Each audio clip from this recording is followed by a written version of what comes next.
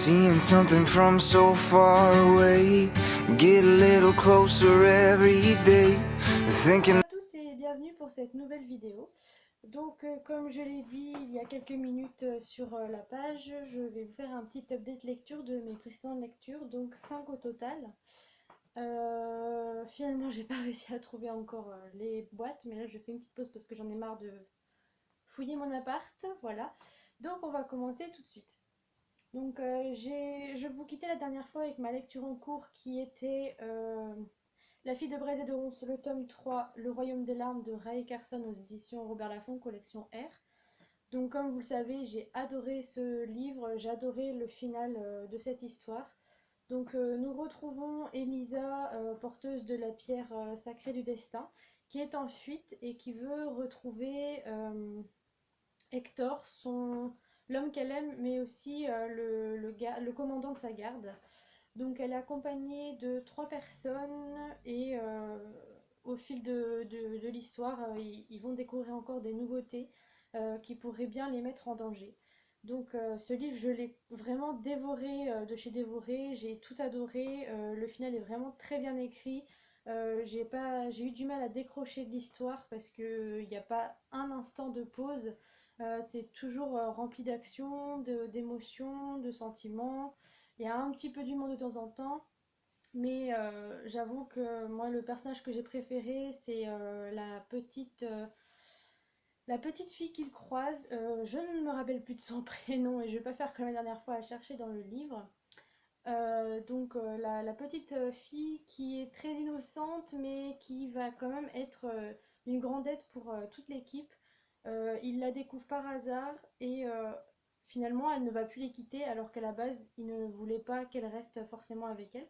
Mais elle va rester en leur compagnie, avec eux, pardon. Donc elle va rester en leur compagnie et ça va être quand même une aide assez précieuse de par son âge, son innocence et elle va réussir à les surprendre à plusieurs reprises. Donc voilà, c'est vraiment un très beau roman et une très bonne saga que je vous conseille, une trilogie. Donc ils sont tous sortis, surtout si vous êtes tenté de les lire, n'hésitez pas parce qu'ils sont tous sortis. Donc vous ne serez pas en train d'attendre la suite impatiemment. Voilà. J'ai encore cette histoire de où je vais poser les livres. Et bien, je vais les mettre derrière moi. J'ai ensuite poursuivi toujours dans la collection R avec une suite de séries. À la base, je ne comptais pas l'acheter. Enfin, je m'étais dit la trilogie était très bien. Le dernier tome complétait très bien la trilogie, donc j'avais pas prévu de l'acheter. Et finalement, vu les retours qu'il y a eu dessus, j'ai pas pu m'en empêcher. Donc, il s'agit du tome 4 de la sélection L'héritière de Kirakas, donc toujours chez Collection R. Donc, avec une couverture encore une fois magnifique. Voilà. Et franchement, je ne regrette pas mon achat parce que même si j'ai adoré la trilogie d'avant, j'ai beaucoup aimé ce premier tome de la seconde trilogie et surtout son personnage, donc Eadlyn, je sais pas trop comment ça se prononce, je veux dire Eadlyn.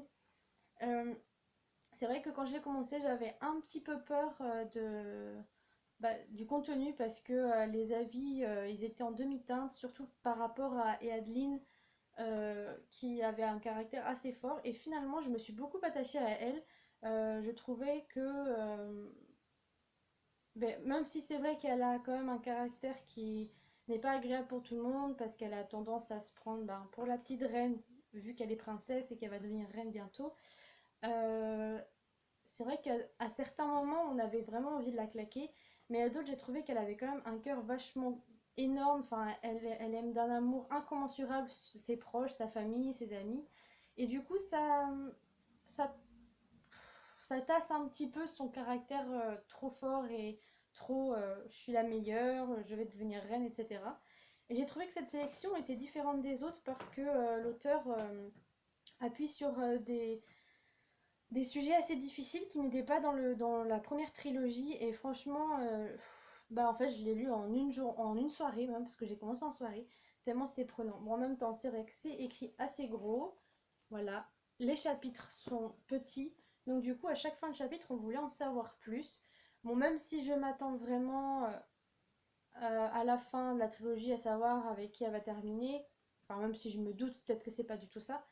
Franchement, j'ai passé un excellent moment et je suis pressée de pouvoir lire la suite, pressée qu'elle sorte pour en savoir encore un petit peu plus. Voilà. Ensuite, j'ai poursuivi tout de suite, toujours, pardon, avec une suite de sagas. J'avais adoré les trois premiers tomes. J'avais le tome 4 et le tome 5 dans ma palle. Donc le tome 4 est lu. Donc il s'agit du manoir, le tome 4, Nick et le Pacte des démons, chez Bayard Jeunesse, de Evelyne Brizou-Pellen. Le chat fait sa fête. Donc de Evelyne Brizou-Pellen. La couverture elle est simple, mais franchement moi j'adore les dégradés de couleurs qu'il y a dans la bibliothèque quand on met tous les tomes côte à côte. Donc le tome 5 il est en jaune. Je trouve ça super chouette dans la bibliothèque, ça fait vachement beau. Donc alors ici nous suivons Nick qui arrive avec une autre pensionnaire, donc Suzanne. Nick n'a qu'une idée en tête, c'est se venger de sa mort et de se venger donc de son tueur. Ce qui est bien avec ce tome, c'est qu'on n'en sait pas plus que ça. On en apprend beaucoup plus après, mais pas tout de suite, donc ça laisse beaucoup de suspense et du coup ça pousse vraiment à lire le roman d'une traite, ce qui s'est pratiquement passé avec moi en fait. L'ambiance est quand même un peu plus noire, je dirais, parce que là, on va vraiment rencontrer les fantômes gris, donc les fantômes méchants, entre guillemets, qui n'ont plus leur âme et qui souhaitent juste voler les âmes des autres. Donc il y a deux cas de fantômes. Les fantômes blancs, donc c'est les personnages qu'on suit dans le manoir, et les fantômes gris, qui eux n'ont plus d'âme, comme je disais précédemment. Euh, Ce qui m'a beaucoup plu, c'est donc, comme je disais, le suspense sur les secrets de Nick et Suzanne. Et le secret de Suzanne, en fait, il m'a vachement touchée, vachement bouleversée. Et du coup, ben, grâce à ce secret, c'est devenu un coup de cœur. Parce que franchement, je m'attendais pas à la fin. J'ai même eu les larmes aux yeux. Tellement ça m'a bouleversée, en fait. J'arrivais plus à m'arrêter de lire. Je tournais les pages, je tournais les pages. Et franchement, c'est une saga que je vous conseille vraiment, vraiment, vraiment. En plus, on en apprend plus sur l'un des personnages qu'on croise depuis le début, donc depuis le tome 1. Et c'est vachement agréable de savoir ce qu'il a vécu lui aussi, parce qu'on n'en sait pas plus sur lui, parce qu'il ne veut pas parler de lui, il ne veut pas dire ce qu'il a vécu. Et du coup, bah, Liam, comme il est très déterminé à découvrir tous les secrets des habitants, sans pour autant en abuser, parce qu'il veut vraiment les aider en fait. C'est pas méchamment, c'est pas. Il n'a pas des idées tordues derrière la tête, c'est juste qu'il veut les aider. Et du coup, il va aussi aider ce personnage-là à partir en paix, on va dire entre guillemets. Et franchement, j'ai vraiment beaucoup apprécié cette lecture et j'ai vraiment hâte de lire le tome 5.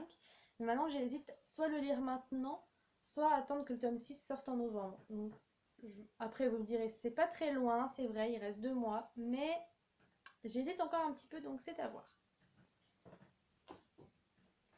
Et pour finir le mois d'août, j'ai décidé de prendre une petite nouvelle qui fait 155 pages, 156. Donc ça s'est lu très rapidement. Et il s'agit de Beautiful Wedding, donc le tome 2,5 de la série Beautiful pardon, de Jimmy Maguire aux éditions J'ai lu. Donc toujours avec des couvertures très sympathiques. Franchement, moi j'aime beaucoup leurs couvertures. Elles sont simples, mais je trouve qu'elles sont efficaces. Donc ici, donc pour ceux qui n'ont pas lu encore le tome 2, passez la vidéo parce que je vais être obligée de spoiler vu le résumé qui est derrière. Donc si vous voulez pas être spoilé, ben, n'hésitez pas à avancer pour la prochaine, le prochain livre que je vais vous présenter. Donc passons tout de suite au résumé. Donc nous retrouvons Abby et Travis donc après la fin du tome 2, donc après leur mariage, après l'épilogue du tome 2. Et donc dans cette nouvelle, on va en savoir plus de comment s'est déroulé leur mariage, pourquoi ils ont pris cette décision aussi rapidement, qu'est-ce que ça va enclencher, enchaîner. Donc j'ai pas envie de trop vous en dire, juste que bah, de toute façon vous savez, ils se sont mariés tous les deux à Las Vegas. Donc en fait c'est ça qu'on suit, on suit leur périple à Las Vegas pendant 2 jours je crois. 2 jours, ouais 2 jours. Franchement bah, j'ai bien aimé. C'est un bon complément de la série, mais voilà, sans plus. Enfin, ça, c'est une série qui peut aussi se passer de la nouvelle. Enfin, on est. Comment dire je sais pas comment vous dire ça, mais cette nouvelle peut très bien se passer d'être lue en fait. Même si elle est vachement agréable et qu'on en sait un peu plus sur Travis et Abby, enfin, du pourquoi et du comment ils se sont mariés comme ça rapidement.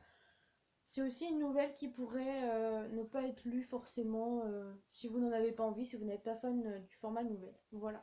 Mais c'était quand même une bonne lecture. Chaton! Désolée, le chat fait un petit peu des siennes. Bon, bah, je ne sais pas où il est. Et donc, ma 5e et dernière lecture, donc, qui m'a duré quand même presque une semaine, mais j'ai adoré ma lecture, franchement, j'ai vraiment beaucoup aimé. Donc, il s'agit du premier tome de La Reine des Esprits, Coup d'état de Valérie Simon aux éditions Duriez. Donc, encore une couverture magnifique. Franchement, là, c'est d'ailleurs cette couverture qui m'a tout de suite attirée, qui m'a dit qu'il fallait que je l'ai dans ma wishlist pour commencer. Et après, dans ma palle, j'ai même pas lu le résumé juste avant de commencer à le lire. Donc, c'est pour vous dire à quel point la couverture m'a tout de suite attirée. Chaton. Donc, ici, on suit plusieurs personnages en fait en réalité. On en suit particulièrement un, donc c'est Alia, la princesse du royaume, enfin d'un empire, d'un empire. Euh, Comment vous dire? Il est dur à résumer parce qu'il y a vraiment beaucoup de choses qui sont dévoilées dans ce tome 1. Et lors de ma chronique, j'ai eu vraiment de mal à faire un résumé. Euh, donc, voilà. Donc, désolée, j'ai dû couper la vidéo parce que Charton a réussi à se... Il retourne pas, à s'enfermer dans la salle de bain. Je ne sais pas comment il a fait, mais bon, c'est pas grave. Donc, il faisait que miauler. Donc, voilà, un chaton. Tu viendras faire un coucou tout à l'heure, hein?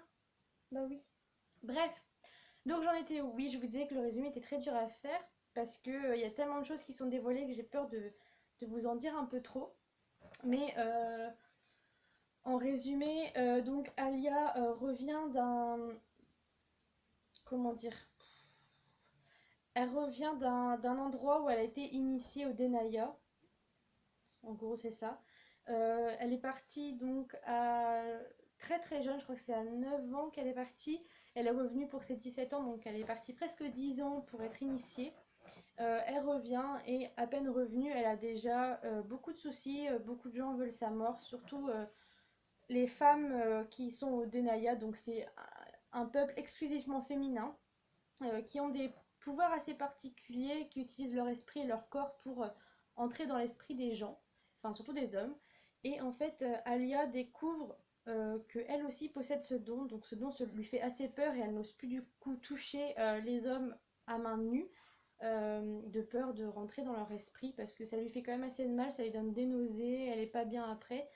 Voilà, et donc en fait, les initiés d'Enaya sont prêts à tout pour la tuer en fait.